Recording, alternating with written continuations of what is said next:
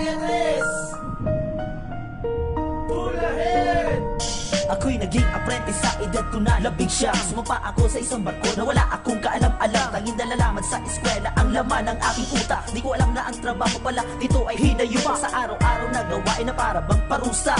Wash pay, titik, kalawang at pamimintura. Pagbabadayo sa bodega, paglalatag ng trapal. Paglalagay ng lashing nasa kalyo ko'y nagpapakapal. And every time na duty ko, ako ang nagtitimon. Kailangan laging presence of pen at pro, walang nakatuon. At pag ako ang lookout, ako matatenga ng barko. Kailangan kong i-report mga makikita at maririnig ko. And every 2 hours ay maglalagay ng observation, variation, deviation, and also wind direction. Galingan lang ang pagtimon, kailangan ay kay observer. At para di ka masabon ang naka-shooting officer. Marami ang may di alam kung gaano ba kahirap ang buhay ng pagigisima na dati kong pinapangarap. Ngayon at nandirito ng takinang nilalasap, ako'y nakapagsabi ng nako na pakasaklap. Sa bawat pawis at dugo na aking inaalay, kahit pa isang pa ako na ay nasa hukay. At aking tinitiis, malayo man ako sa aking pamilya, dahil lahat ng to ay para sa kanila. Di ko malimutan mga trahedya na naranasan nung may kasalubong kaming bagyo at aming kinalaban. Sinagupan namin ng tindi at ang laki ng alon, hanggang sa mutik na kami malulutuluyan ng malamon.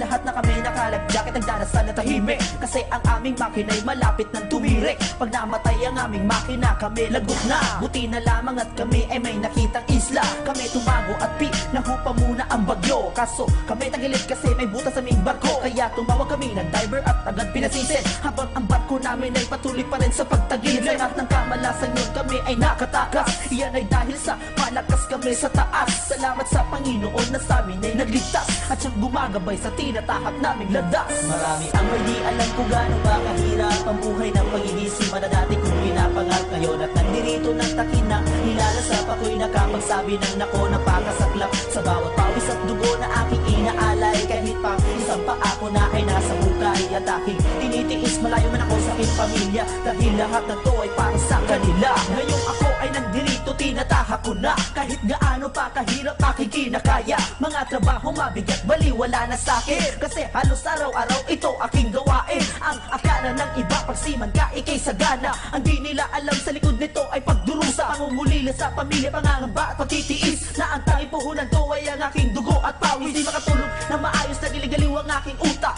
Tinatanong ang sarili kung bakit ko ba to tinahak ang trabahong ganito, ba't ba to napili ko? Siguro'y dahil nga sa pera, kaya ako ay nagsasakripisyo para maiamon sa kahirapan ng aking pamilya. Tinitiis ko lahat ng hirap dahil mahal ko sila.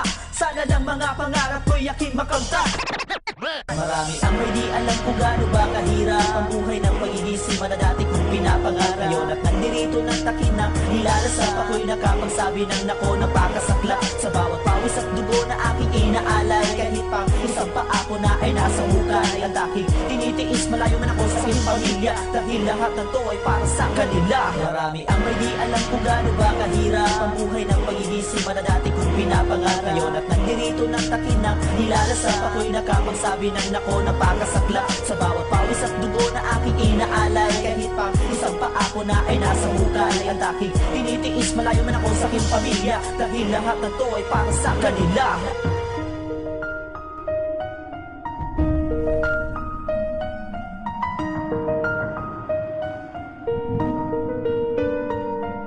Let's rewind. This song, distribute ko sa lahat ng mga Filipino seafarers na nagtaya at nag-alay ng kanilang buhay para sa kanilang pamilya at bansa. At lagi niyong tatandaan na ang pagiging seaman ay dapat niyong ipagmalaki, dahil sa ating bansa, kayo ang mga bagong bayani. Alright, here we go! Sa karagatang malawak at maalon, mga bagyo kay lupit ang iyong hinamon, kay lungkot at kay pait nang dinanas mo, nang ika'y mapalayo sa nagmamahal sa'yo.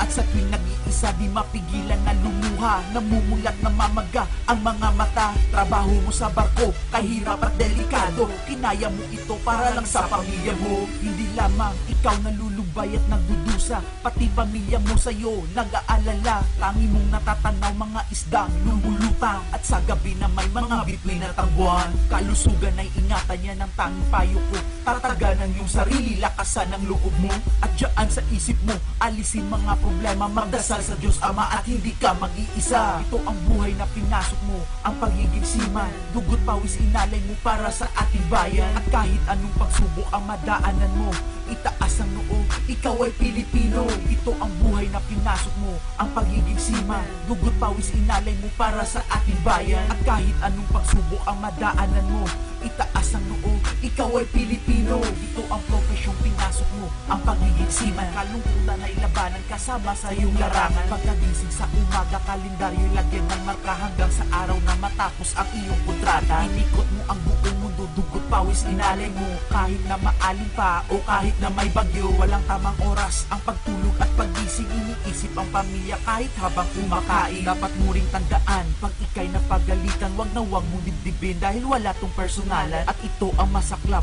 pag ikay napag-initan ng iyong mga kasamahan dahil sa kaingitan. Kahit na ikay umiwas sa ganyang sistema, mayroon pa rin tao na handa sa iyong manira. At ang tanging payo ko, hayaan mo sila. Darating din ang araw na sila ay makakarma. Ito ang buhay na pinasok mo, ang pagiging seaman. Dugot pawis inalay mo para sa ating bayan. At kahit anong pagsubok ang madaanan mo, itaas ang noo, ikaw ay Pilipino. Ito ang buhay na pinasok mo, ang pagiging seaman. Dugot pawis inalay mo para sa ating bayan. At kahit anong pagsubok ang madaanan mo, itaas ang noo, ikaw ay Pilipino. Huling payo ko to sa iyo bilang isang kaibigan. Ang pagwawaldas ng pera mo'y dapat mo nang iwasan. Piliin mo rin ang babaeng hindi mo kang pera, dahil sa huli, ikaw pa rin mo kakawawa. Iba ngayon ang seaman sa bagong henerasyon, hindi tulad ng dati. Waldas dito, waldas noon, kaya wag mong sayangin ang oras mo at panahon. Iba na ang buhay sa barko, noon at ngayon. At ang profesyon mong ito dapat mong pagmalaki.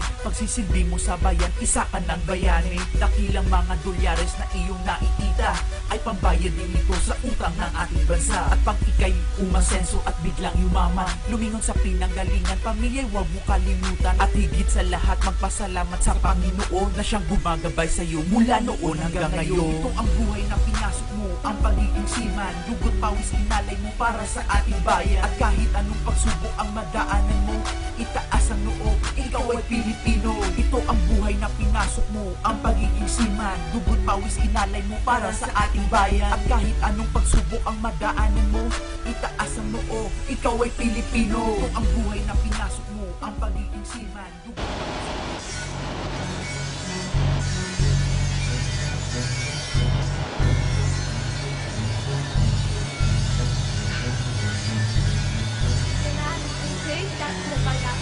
Ito na ang takdang panahon na kami naman ang iyong pakinggan. Ito ay ang mga sigaw ng seaman. This is the remix. Ilang taon mga lumipas, ngayon yung maririnig. First impression nyo sa seaman ay aking itutuwid. Marami na ang nagsasabing seaman raw ay manloloko, ni hindi nyo nga alam ang hirap ng buhay sa bar. Sa sitwasyon namin ito, paano namin magagawa? Ba't kasi kayo naniwala sa mga kwentong haka-haka? Sa henerasyon ngayon, seaman na ang niloloko. Karma ang salitang nababagay sa inyo. Tapos sasabihin ng iba, every report, tadyakan ko kaya kayo parang Arabong na-deport. Teka nga lang muna pare, bago minit aking ulo, pakinggan nyo ang sigaw ng mga kalyado kong marino. Timog, Silangan, Hilaga at Kanluran. Saan man sulok ng mundo ay mayroong Pinoy na seaman. Timog, Silangan, Hilaga at Kanluran. Benepisyo ng marino, dagdagan nyo naman. Timog, Silangan, Hilaga at Kanluran. Ito na ang panahon na kami naman pakinggan.